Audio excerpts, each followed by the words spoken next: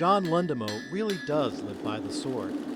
He forges blades, grinds them, and tests them before selling the history-inspired weapons to buyers all over. The cool factor is way up there. Cool factor 11. Lundemo makes high-end swords in his workshop 50 miles north of New York City. Prices for the custom ODINBLADE swords can start at $1,500. He gets his inspiration from European history, Japanese samurai, and swashbuckling movies. But the designs are his own. He mixes East and West, history and Hollywood.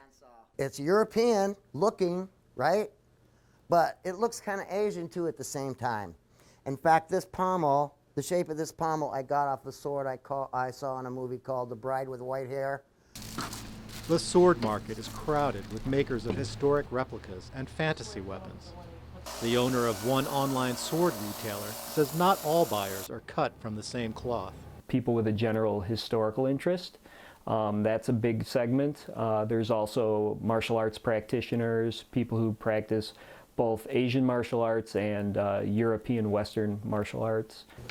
Lundemo began forging swords about 30 years ago. He used to buy weapons for sword fights with his brother, but there were problems. I was always breaking the steel swords. I was breaking them all the time. You know, halfway through a sword fight and your sword breaks, it's annoying. So I started making them.